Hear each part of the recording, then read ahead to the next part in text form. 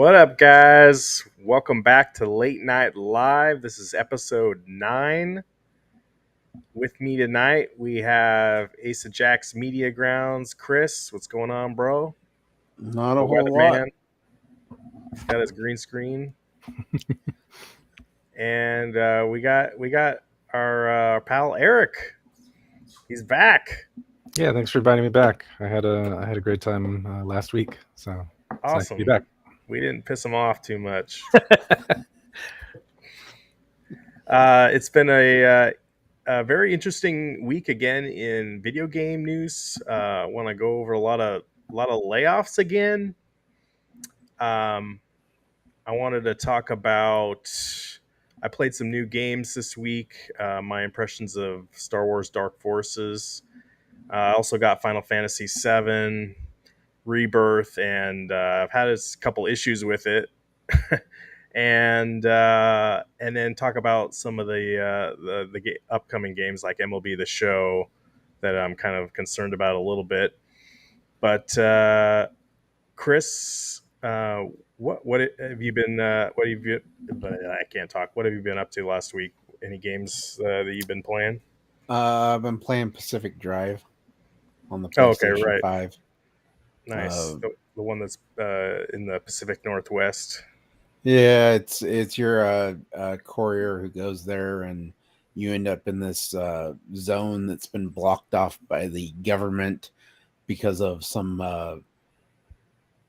paranormal experience. And essentially, the game is you have to try and drive through and figure out what's happened to this whole entire area. And every piece of your car has to be like fixed and upgraded. So it's kind of it's a strange horror RPG style driving game. That sounds unique. Yeah, it's a fun game. And the more you upgrade things, there's other features you can add and everything. So, who's this guy? Retro Gaming Retro Gaming Autobot. Autobot. I think I know who it is. I think I know who it is too. What's up? What's up, Dathan? Dathan isn't here tonight. I think he's at Emerald City this weekend, or maybe we got that wrong, and he's at the Transformers convention. Whatever it is. No, it was Emerald City this weekend. Transformers Con next weekend. Right. Okay. But he's a busy man. Mm-hmm, doing all the cool things. We're glad you stayed up. Yeah. Eric, have you? How was your week? Did you get to play any video games at all? Yeah, I was gonna ask if we didn't get into this what you guys were playing. So thanks for letting me know. I did look into Observation Duty since Chris was talking about it last time, and watch some of the videos for it. It looks, yeah. Somebody said it in the reviews. I immediately thought of Five Nights at Freddy's, and yeah, somebody said it's like a Five Nights at Freddy's kind of thing. But it looks fun. It looks cool. I haven't gotten into it, but it might make my list here pretty soon. But yeah, what I have been playing though is Darkest Dungeon. I've been playing that a lot. My brother and I we started playing it during the pandemic, years ago, and then I just reinstalled it recently, and my games had synced to the cloud, which I didn't know it was doing, and so it was nice to have all my save states there. So that was cool. I've been playing a game called Terra Nil that I got pretty cheap on the Nintendo store. It's kind of like Sim City, but in reverse. Instead of building a city, you're like repairing an ecosystem. And it's like you build this infrastructure to restore like water flow and bring life back to the oceans. And then once you get to a certain point in the game, you pivot and you try to decompose all of that infrastructure that you've built, so that you just return like nature to itself, which is kind of an interesting idea.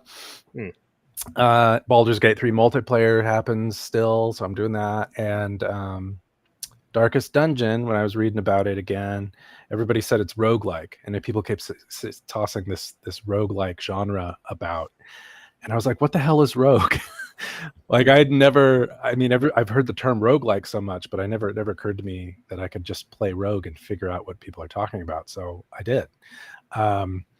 There's a old DOS games or whatever on the internet site. If you look up rogue, you can find it. And it just spins up a DOS VM on your browser, and you can play in the browser. So I started playing rogue a little bit to see what that was all about. That was kind of a fun throwback to old school gaming for me that I had never did before. It's kind of a fun thing to discover. Yeah, that's what I've been up to. I'm too dumb for complicated games. All right, well, we're here for you. We accept all kinds here.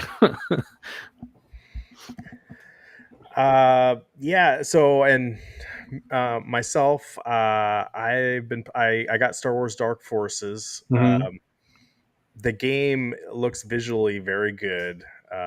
It's like, it looks like a completely new game, but the problem with it is, I remember it's not like Doom and Quake where you're just going from room to room killing everybody.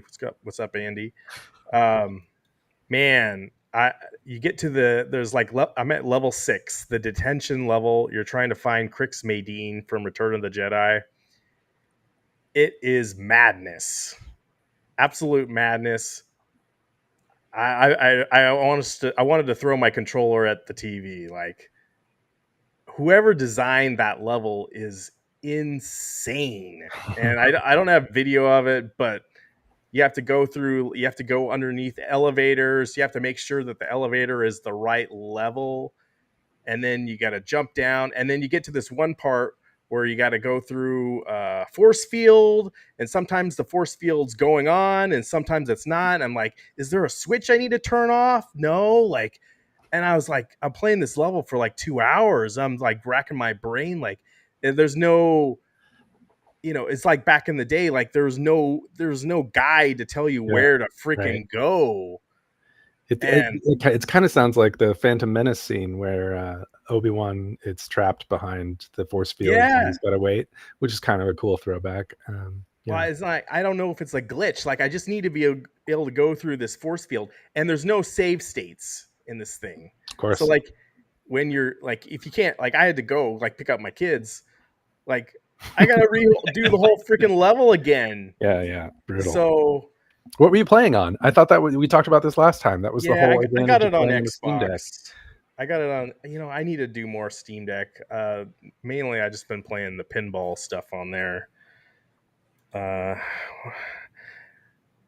Equip the red jewel and kneel down to the wall. Yeah. So, what's on your list for SideQuest Gaming Expo? We can talk about that. I don't know yet. Chris and I were talking about maybe going together. Maybe Eric, you want to meet us there? That'd be cool. Mm-hmm.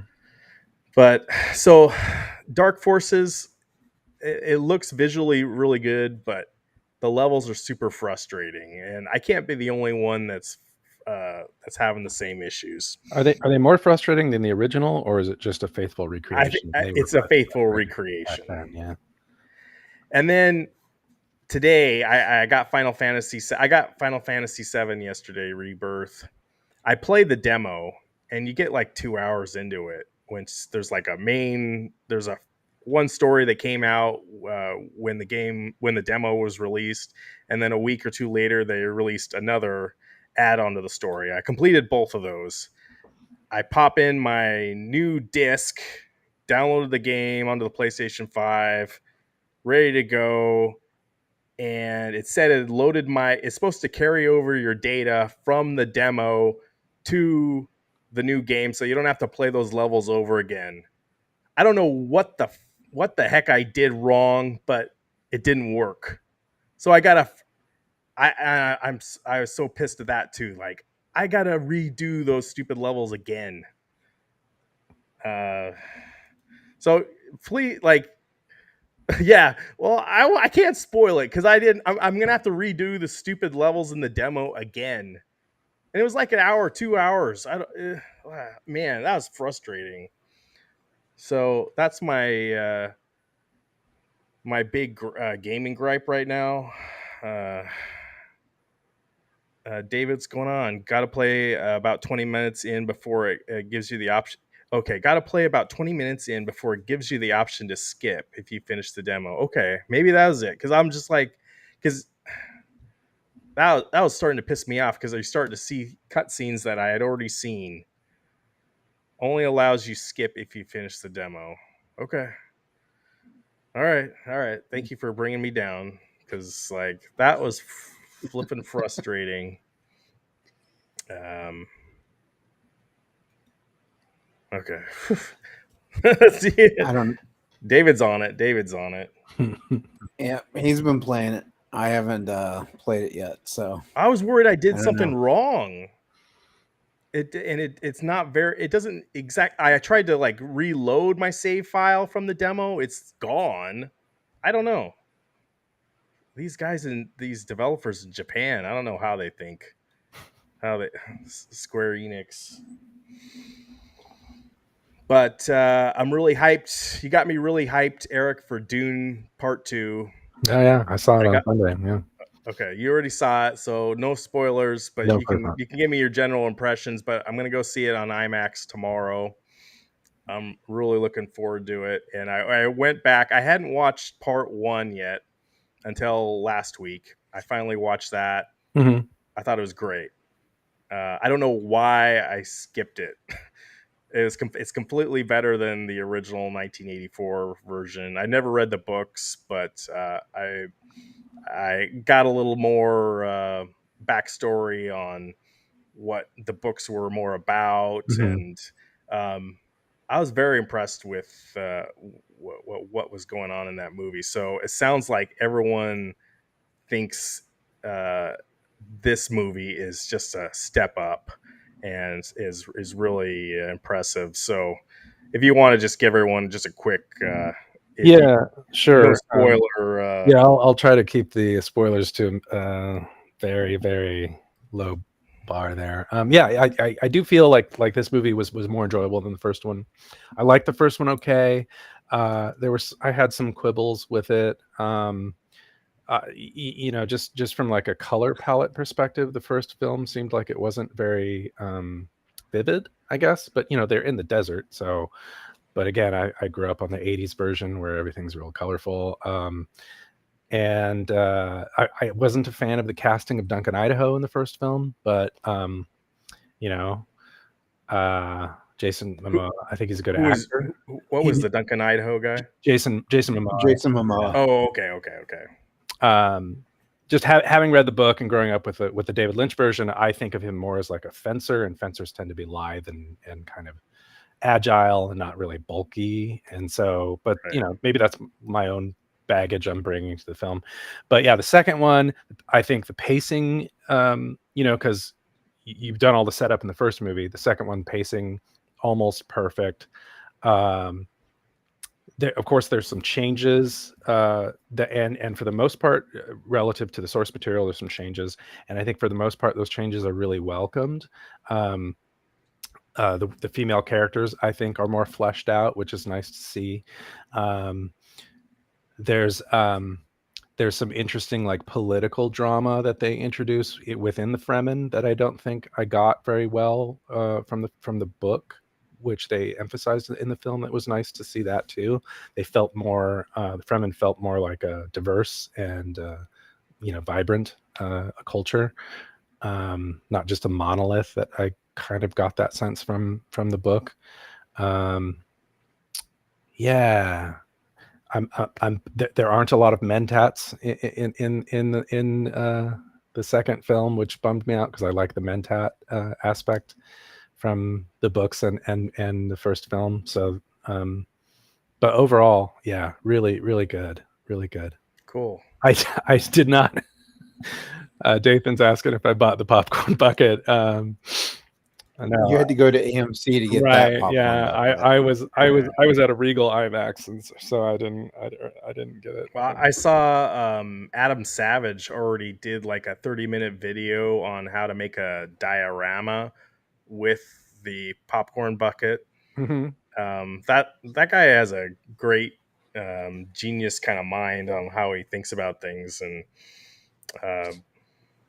so if you haven't seen it, I posted it on my Twitter, but it's really cool. But yeah, that popcorn bucket's getting kind of infamous now. Too bad they couldn't make it for Regal and these other ones. And I know I collect a lot of popcorn buckets, and the upcoming Ghostbusters movie, there's going to be a lot of different popcorn buckets from every theater. I don't know how you're going to be able to get them all if you wanted to. There's going to be like a ghost trap. There's going to be one that's Slimer. I think there's one that's the Ecto one. A lot of variations on that. So cool, but like I don't know, it's like completely impossible unless you're gonna go on eBay and buy them all for some exorbitant amount. Yeah, I watched the original 80s version again in theaters a couple of weeks ago. Nice. Love Part 1 remake. Can't wait to see the second. Yeah, sweet. Yeah, I don't know if you feel the same way, but Timothy Chalamet didn't really sell me in the first movie as Paul, but halfway through the second one, he really comes into his own, and I think he redeems kind of what I thought was lacking maybe in the first film in his performance. But yeah, it gets really good halfway. Did you say the Mentat? Is that the guy that's like the computer? Yeah, the human computers. Mm-hmm. Okay, yeah. So I was totally kind of picking up on that. There was a one guy in Part 1 that was the Mentat. Yeah, they're a society that have completely they don't have computers anymore, basically. Right. Yeah, there was something called the Butlerian Jihad in like 10,000 years ago or whatever, and they had to overthrow the thinking machines, and so there's a ban in this universe on basically AI. Yeah. Really fascinating, and I always like to think about, that book was made in 1965 or something. You can totally relate to things going on now in the news on some things. I guess my mind goes to the Middle East, but sure. Mm-hmm. You could relate it to a lot of other stuff. The hero's journey, a person that maybe didn't mean to be a leader, but was thrust into that. The danger of like the cult of personality, religion. Yeah. Well, he refers to it constantly in the book as a terrible, he has a terrible service he has to do. Paul Atreides, his entire thing is kind of like, this is a terrible future for me. He's burdened with glorious purpose, right? Right. Yeah, and so it's thematically it's very interesting because of the fact that it deals with prophecies and how people shouldn't put so much stock in them. Yeah, the manipulation of people through prophecies and yeah. Because I just got done watching, Jodorowsky's Dune, the documentary where it talks about his whole thing, and it's a fascinating documentary. And it's funny to watch people pronounce his last name, because they have Nicholas Winding Refn, the director of Drive, who pronounces it Jodorowsky. And then they have the director of a movie called Hardware who calls him Hodorowski. But the only one in the documentary who never pronounces his last name is Alejandro, Jodorowsky or Jodorowsky, whatever his name is, however you want to pronounce it. But the guy is just fascinating to sit there and watch him talk about his vision for what he wanted Dune to be, but he never read the book. And he had all this. He had H.R. Geiger do artwork for the Planet of Harkon.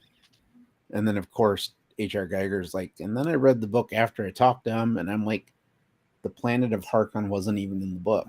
Gedi Prime, right? Yeah. So it's a very fascinating. But I also bought the original 1984 Dune. I'm going to go back and rewatch that one. I plan on doing like a video at some point here where I just talk about the differences between all of the Dunes. Yeah, because we're going tomorrow to see Dune Part 2 as well. Nice. So I'm excited for that. And I want to transition here. We're not going to talk about movies all night, but they are making a Dune video game, and I sent Eric the link Yeah, to it. the Dune Awakening. Yeah. Awakening. Mm-hmm. There's going to be some kind of a live stream special on Monday coming up. There you go. It probably is. Long live the fighters. But I'm really excited now for this video game, and it looks like it's coming to all major platforms. Maybe it's not coming to Switch, but it'll be really interesting to see where they take that. I mean, you can't be Paul, I don't think. You're some other character, but it sounds like they're going to incorporate some elements from being on the Dune planet, and that sounds cool. It's like the same problem with I wonder how they're going to solve that problem. Like you mentioned, you can't be Paul, right? Everybody who plays Dune probably wants to be Paul, right? Just like when the Star Wars MMO came out, everybody wanted to be a Jedi, and originally they made it super, super hard to be one. You had to. Some of it was luck, some of it was being in the right place at the right time. Again, full disclosure, I never played the game. This is just what I read about it. But then the players didn't like that, and so then they opened up the path to being a Jedi was a lot easier. But I think that takes away from the specialness of the Jedi, or it would in the Star Wars universe, right? So I wonder. I'm real curious how they're going to solve this problem. This everyone wants to be Paul, everybody wants to be the Jedi in Dune Awakening. I don't know. I would imagine the solution would be to make enough compelling other options in the game so that you don't miss it. But you know, being like a carry-all driver versus being the Dune Messiah sounds like not an easy thing to make compelling. But we'll see.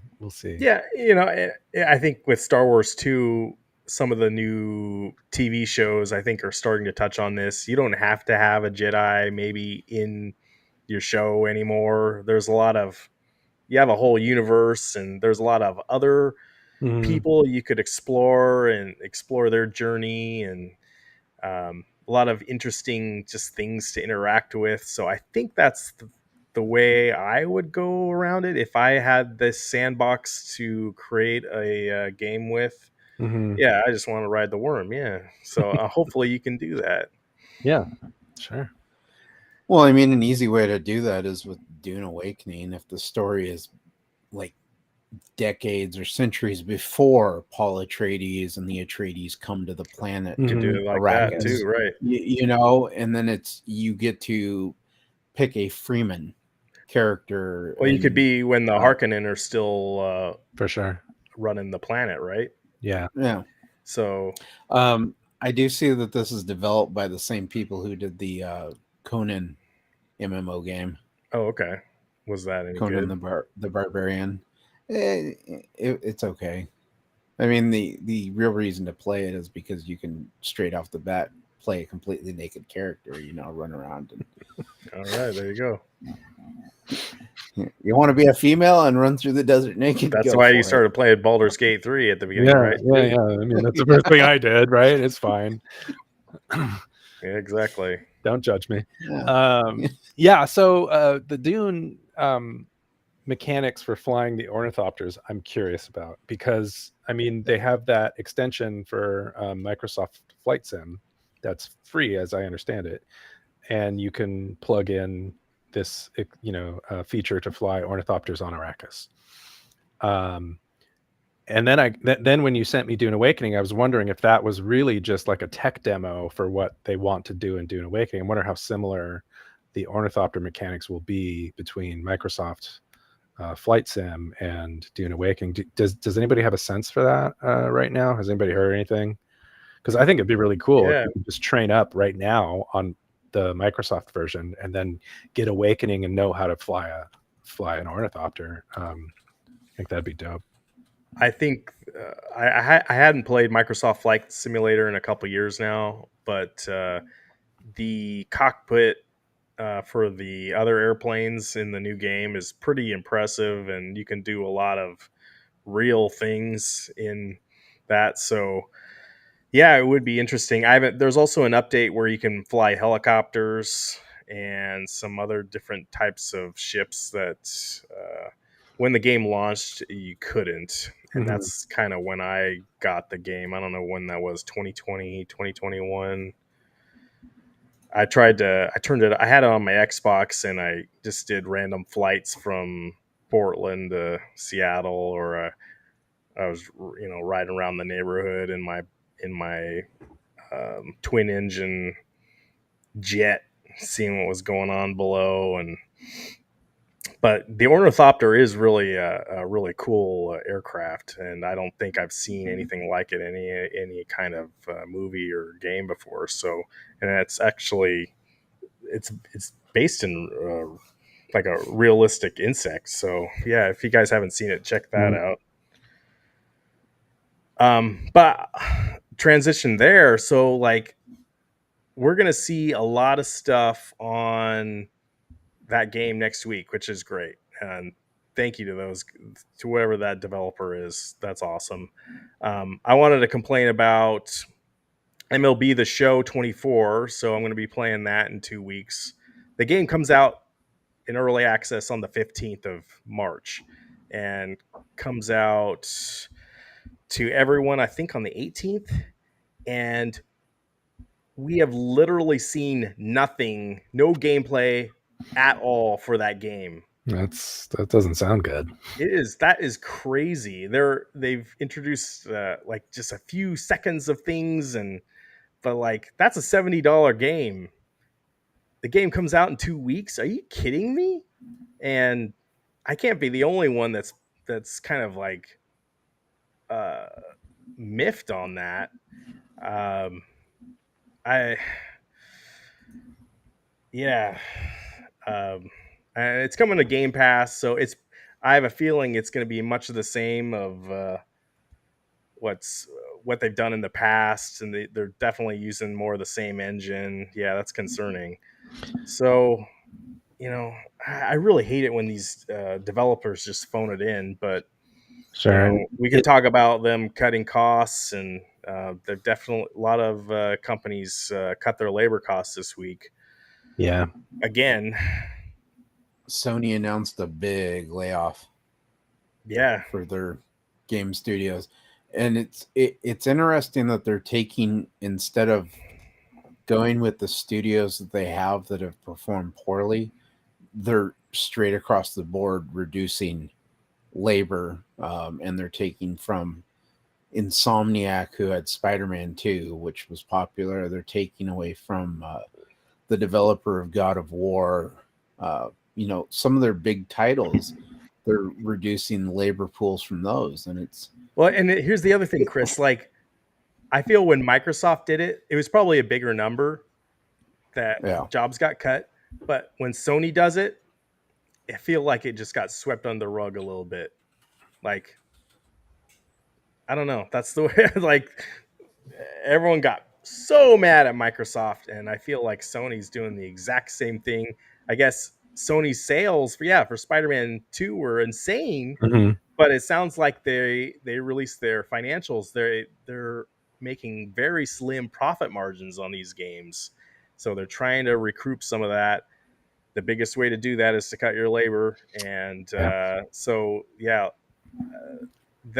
company that made Spider-Man 2 and Astrobot Playroom, man, they do not, that company produces great games for Sony, and I feel like they can do no wrong, and they're cutting their labor.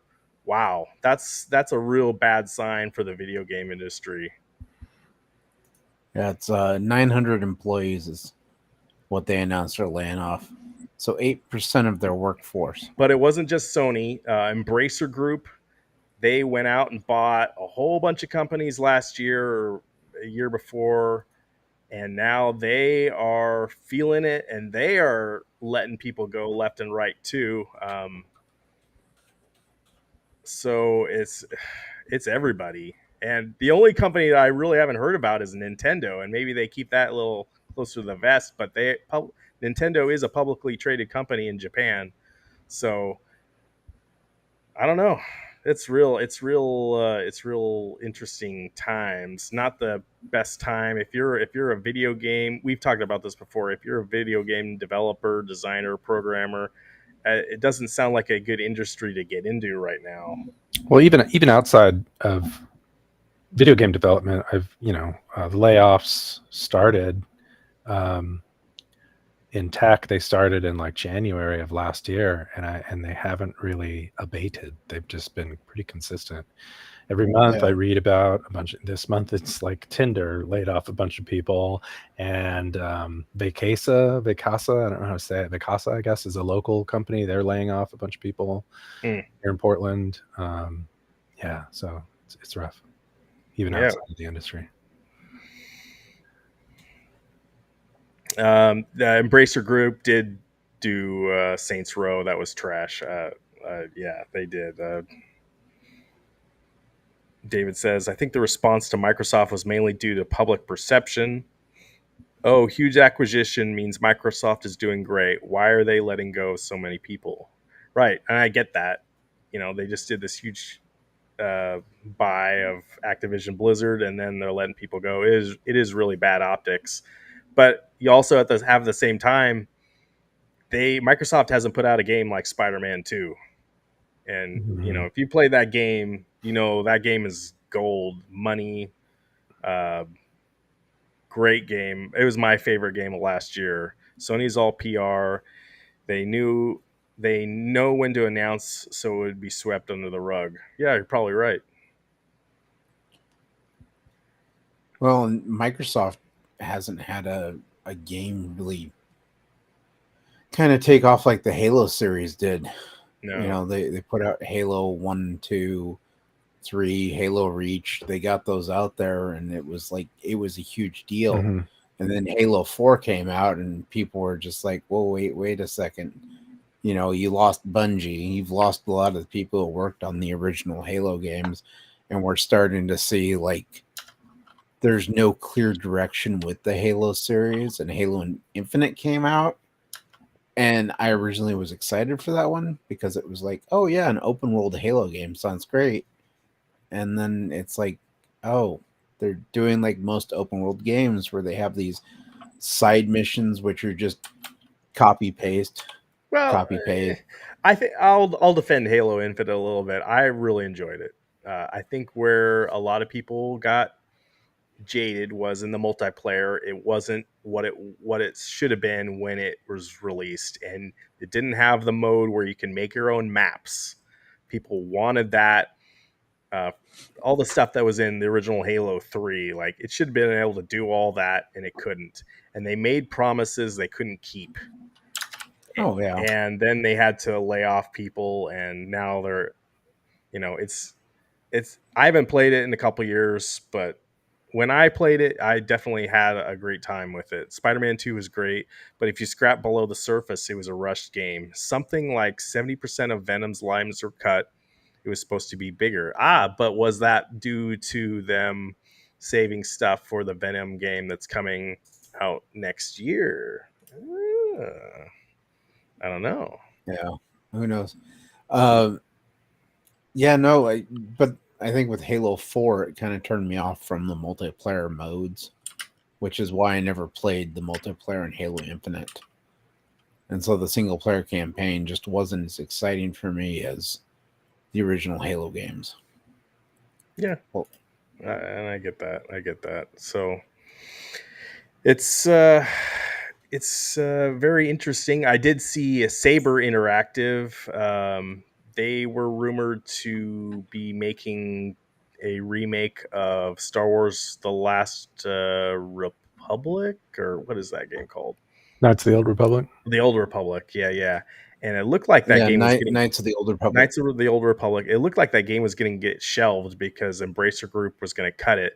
It looks like they are getting bought out, or they are going to buy themselves out to be an independent company again.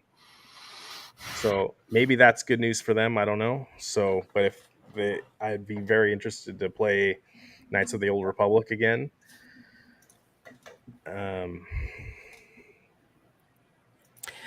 I'd be interested to play a remake because I bought the Knights of the Old Republic 1 and 2 when they re-released them on the Switch. Mhm. Yeah. And it's very much, it's a case of, oh yeah, these were a game of their time. Yeah. And they don't quite play like a modern game anymore. What's funky about Yeah. it, if I can ask? Because I've never played Knights of the Old Republic. I have it somewhere. I just haven't gotten around to playing it. They're very much like it's not quite at the level of the original Resident Evil games where you have that boxy turning going on, Sure. but it's just slightly better than that.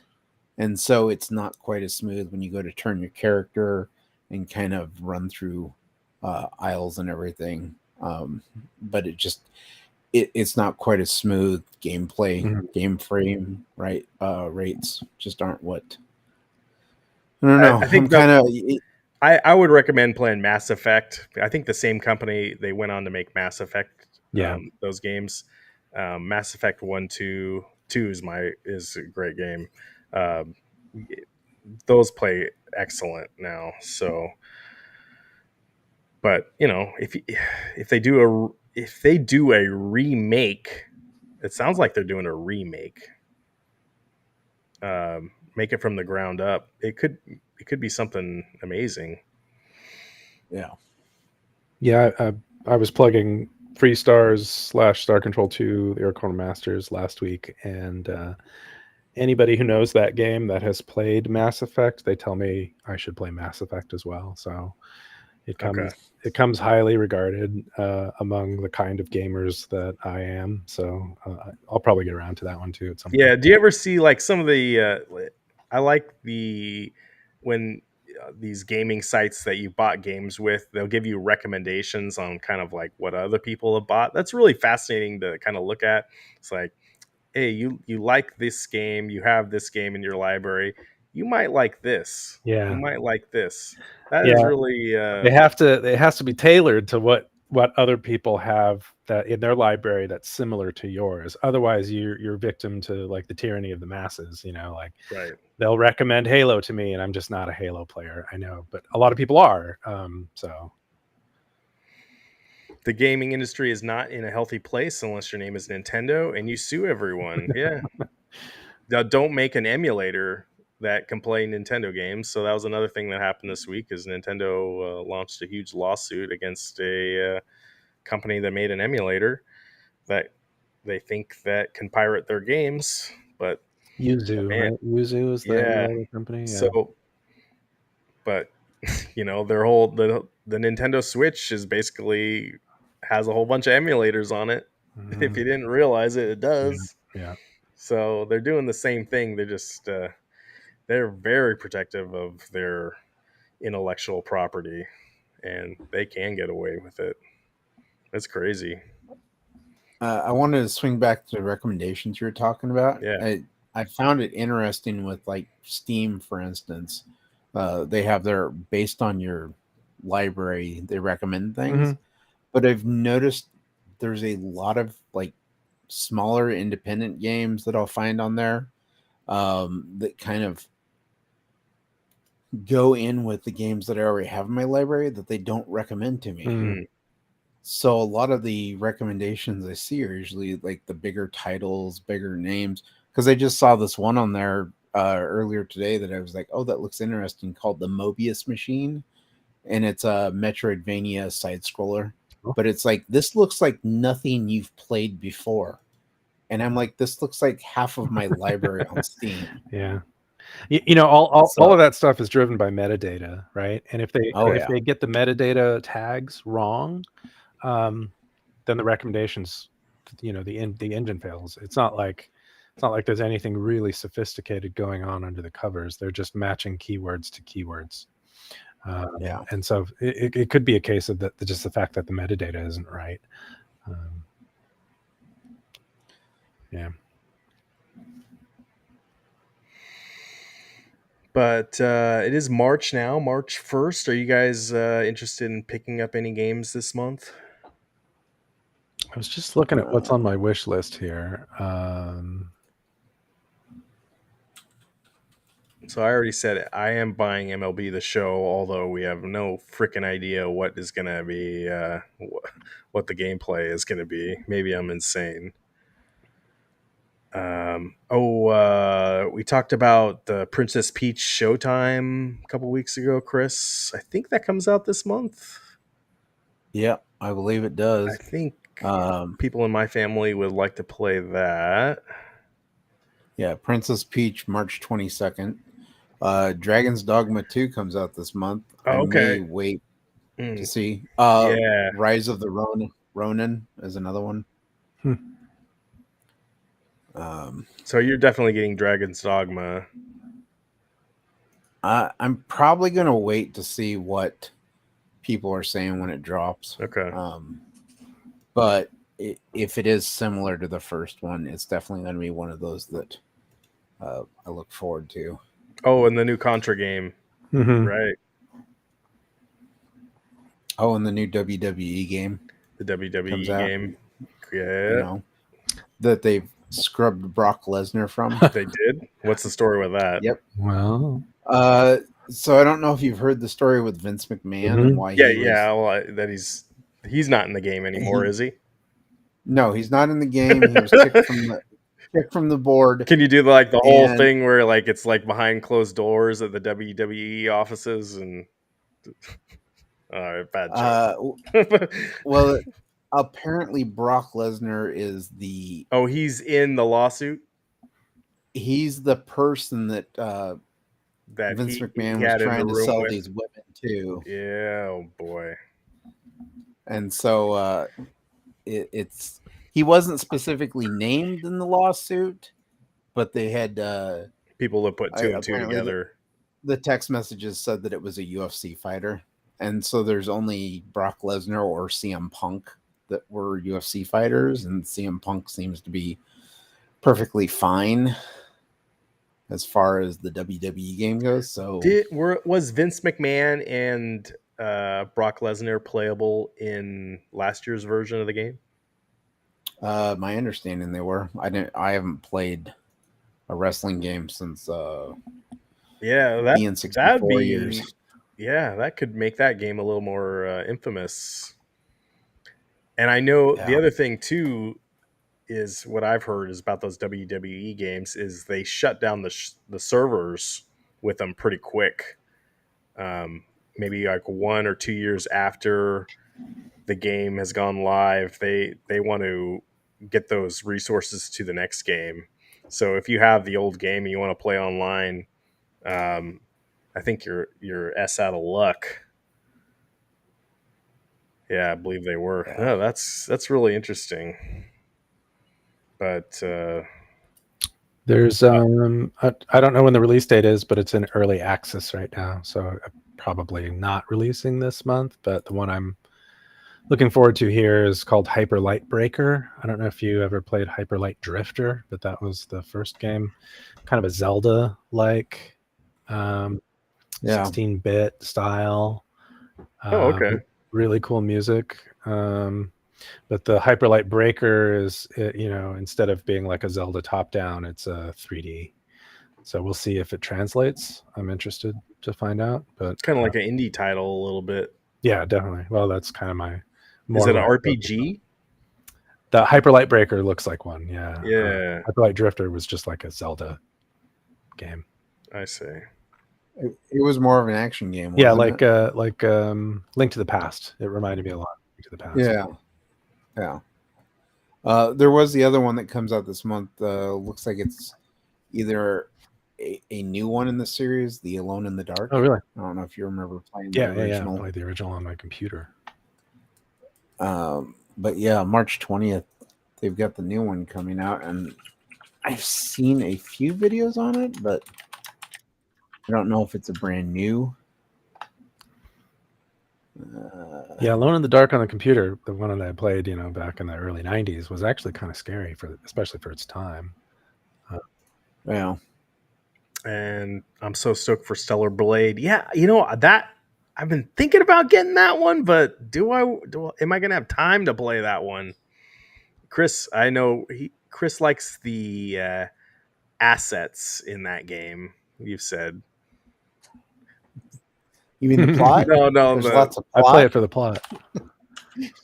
Yeah, but I'm all about the plot. I got to see what the reviews are. I think on that one before I pick that one up. But that one's April. Yeah, it's gonna be. There's gonna be a lot of games coming out here pretty quickly in short order. Yeah, Google Images tends to focus on the assets here, is what it looks like for this game. So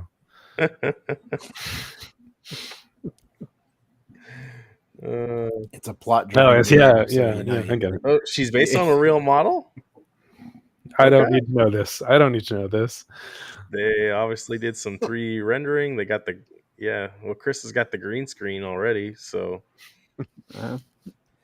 just put her in the background, along with the weather. You know, yeah. we're looking a little sunny here today. Full moon Dude, out. if you wear a green shirt, you could totally do like a disembodied head kind of thing. Well, good. Maybe I need to get a green shirt. Yeah. And a green wig. You know, have some green hair going. People can do whatever. And I see Horizon Forbidden West is coming out on the PC. They're releasing the PC version I of that still game. haven't beaten that. I gave up on it.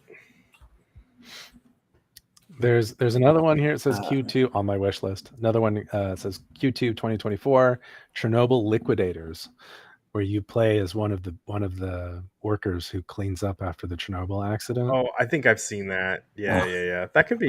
That's coming on super Switch? I interested think. in that one too. Yeah. Okay. Because after you watch Yeah. Chernobyl on HBO, you're just like, Jesus, the things those people went through. Making a game about it could be cool. Yeah. Well, I've got one on my Steam library. It's what was the name of the stupid thing? Man,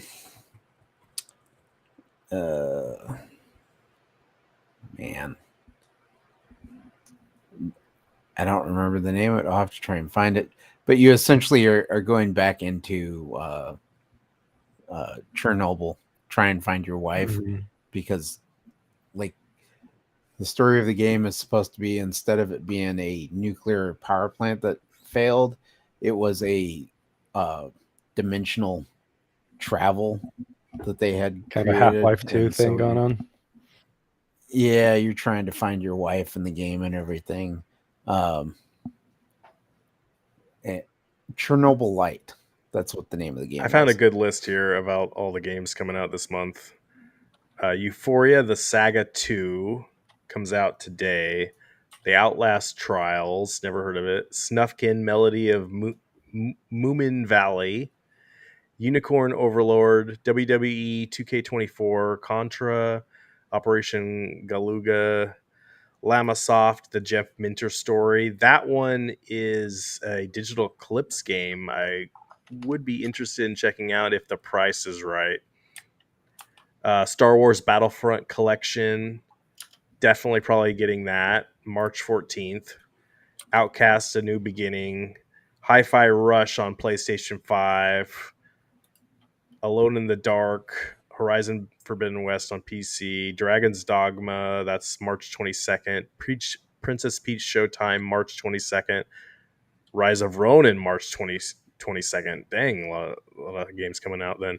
Bulwark, Falconer Chronicles, March 26th. Planet Zoo, Console Edition, March 26th. South Park Snow Day, Chris, March 26th. Pepper Grinder, March 28th. Earthlock 2, it just says TBA. You know what?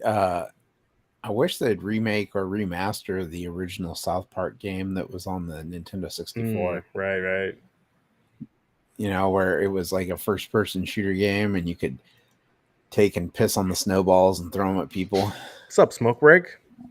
Yeah, there were some good ones. I still need to go back and play some of the South Park games that they came out with a couple years ago.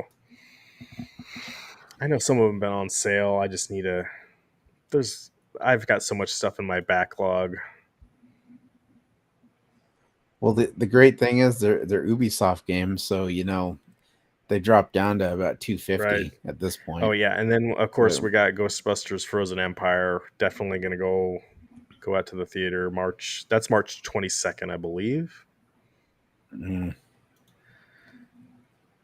I don't think they can Yeah. remake it because of Iguana Entertainment and Acclaim. What are you talking about? Iguana. the South Oh, the Park South game Park game. for the N64. Oh, Trent, Matt and Trey don't own it anymore. Oh, that's disappointing for them. Yeah. South Park. Okay. Yeah, that's too unfortunate. Because that was a fun game back in the day. There's not much South Park stuff anymore. Are they still making that show? Show's still going on. Is that on Paramount Plus or something You- now? Like, I feel like I think feel so. like I haven't seen anything about that. I know they did their I mean, the last their one. pandemic special, and that's like the last I heard Well, about it. they did the Panderverse, which was pretty Okay. funny. All about how Kathleen Kennedy was taken over by a Cartman version from another universe where it was all about women and how yeah. Anyway, it was pretty. Those man bear pig. I don't want to make. appearance? I don't want to make this a political. No, no, please night don't. and everything, But but yeah, it's They're pretty pretty funny. So they do a special a year and a 6-episode season a year on Comedy Central. Okay. Put a chick in it. Dude, I know where your mind is.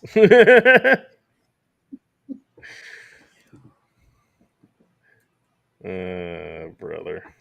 Yeah.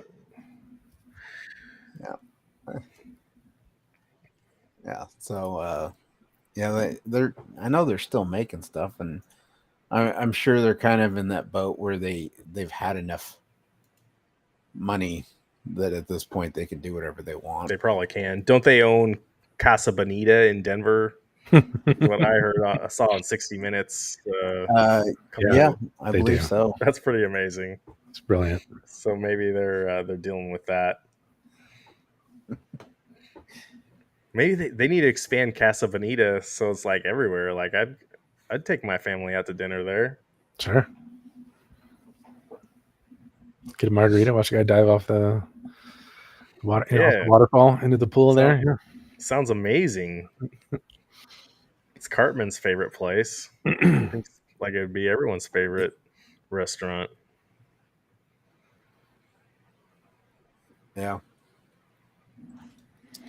Well, it's a good one. I picked up This War of Mine for $2. Anybody play that? Oh, that's a good game. It was on. It's a super sale on Nintendo's store. So I figured $2 is pretty good. Yeah, I bought it full price. And I'm trying to think. There was another game. I think it's a gripping survival sim and a great study of survival during wartime and a civil collapse. I heard it was more like a interactive storybook rather than a game, but even those I tend to enjoy in like small doses. Like Franbo, I don't know if anybody's played that one. That was pretty fun. There's a game called Neverending Nightmares, also like just a storybook that you kind of play. So yeah, we'll see. You guys get the Capcom Humble Bundle. I didn't the best see one they've ever released. Interesting. I picked up Dragon's Crown for like $3. Hope it's good. I'm down for a $3 game. I love it when they're like 99 cents, under $1. And they're really good. Yeah. Well, they the studio that made This War of Mine also made Frostpunk, which is a RTS. It's like supposed to be in the future where the entire world is just covered in like snow and ice, and you have to build up your little area and keep the ice and snow away. and everything, and you have to kind of manage the people within your group too. Otherwise, they can revolt and tear down everything you've done and kill everybody. It's a fun one. Yeah. 'Cause who I don't doesn't like like it games when you that have to stress try you and out. manage? Like I want to like a game that's just fun. I don't need games that stress me out and then you got to worry about um, disasters happening and dealing with guys that are gonna you build a civilization and then you got to worry about in SimCity, like you got to worry about Godzilla coming and destroying your town. Like I don't like any of that. Yeah.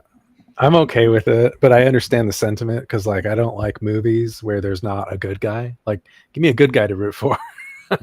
If I want like moral ambiguity and just feeling disgusting about my choices, I'll live my life. Thank you.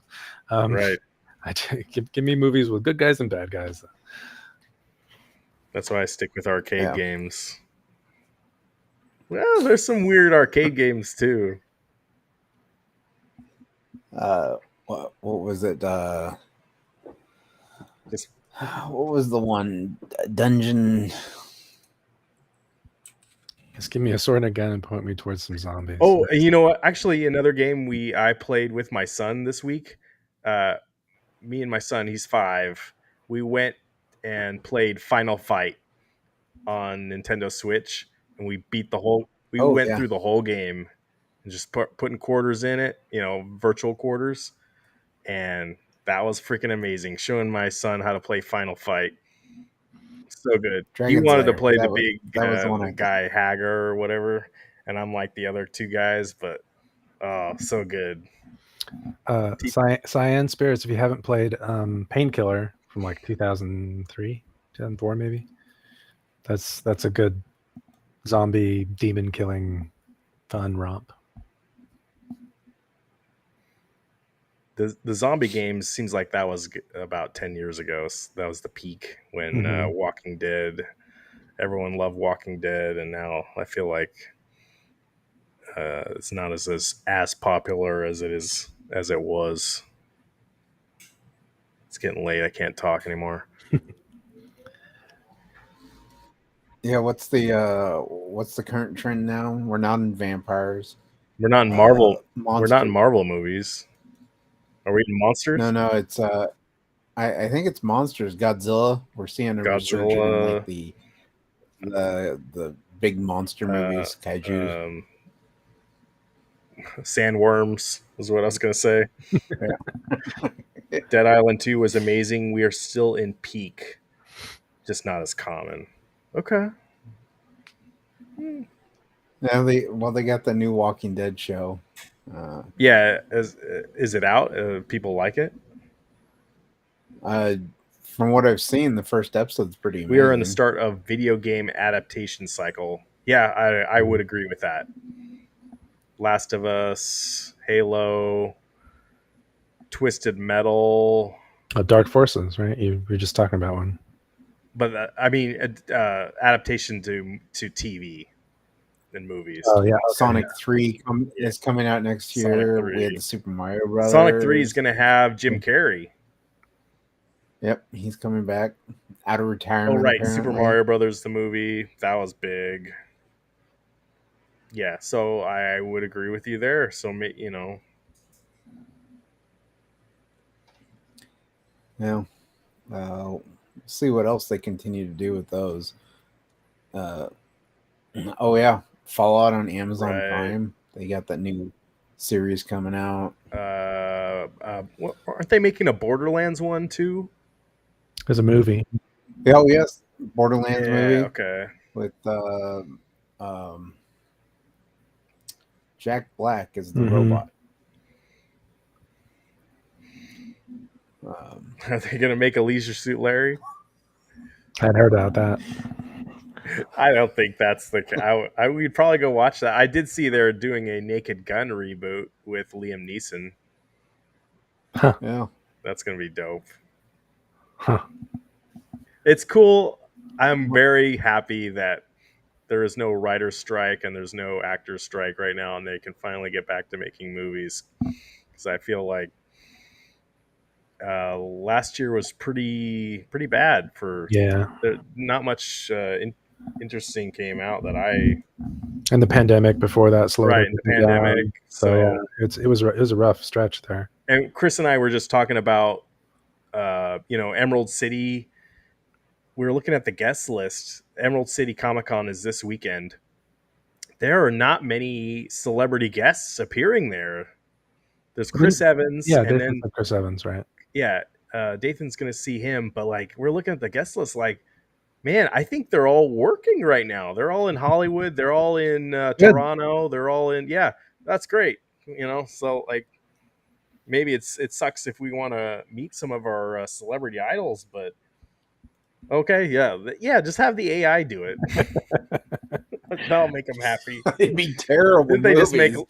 Just They put it in their union contract. They can't have AI anymore, right? But I don't know. yeah, Tom Cruise is I AI. could see those just being terrible. Yep.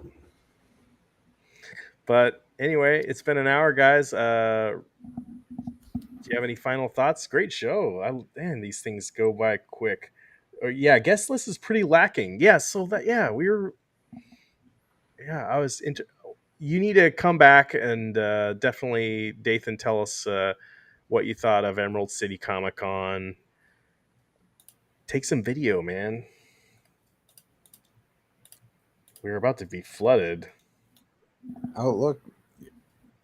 You have a fan in Saiyan Spirits, GarageGamer. I want to meet my idol, the Garage Gamer. Dude, well, you can come up to the swap meet. Yeah, we'll be there. Oh, what's on our list for the swap meet? We never got to that. Right.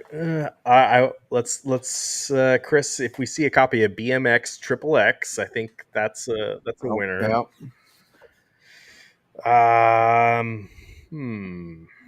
I want to have like $100 spending limit. Like, I don't want to go Sure. nothing Nothing too crazy. crazy. Yeah. You can really spend Yeah. a lot of money at these things. I don't actually now that I think about it, I want to do even less than that. I passed on Metroid Prime for the Switch last time. I might pick that up if it's there. It's one. Has the price gone up on that one? I don't know yet. It was 40 when it came out. Yeah, $40 when it came out. I imagine I'm hoping it hasn't changed too much, but maybe I'll get it this time. I'm looking for a TurboGrafx 16 copy of Raiden for my buddy Jeremy, because he still plays TurboGrafx 16. Awesome.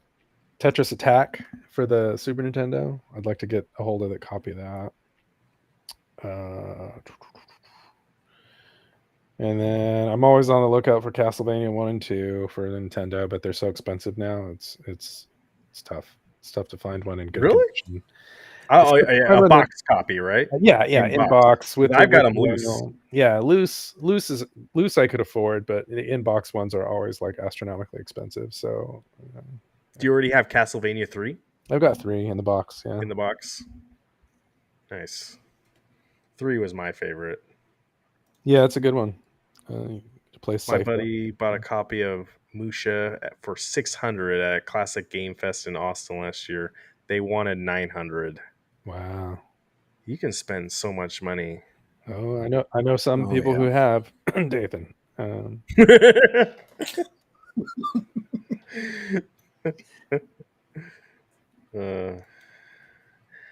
But I may look and see if Eternal Darkness for the GameCube is there.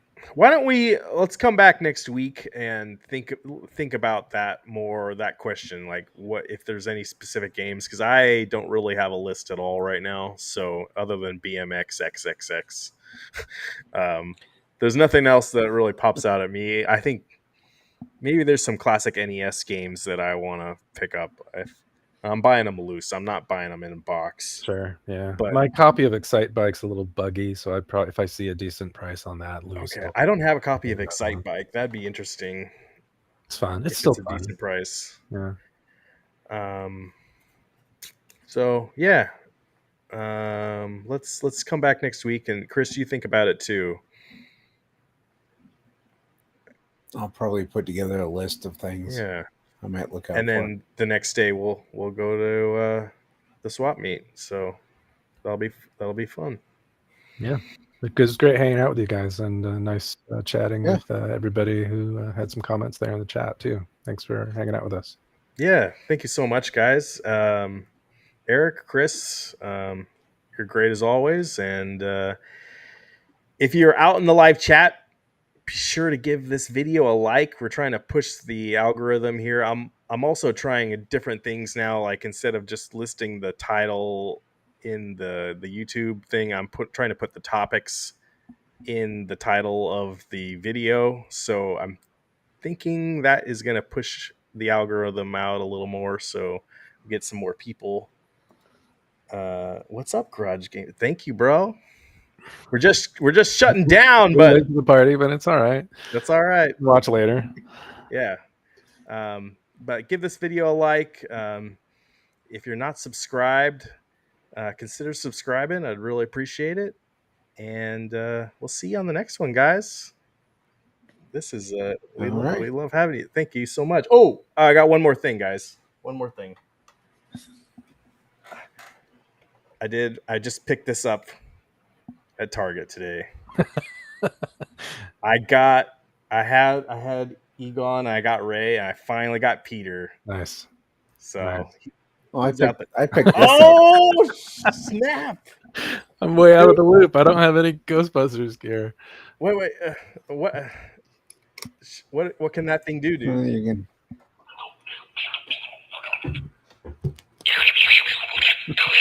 Oh my god, I gotta have that.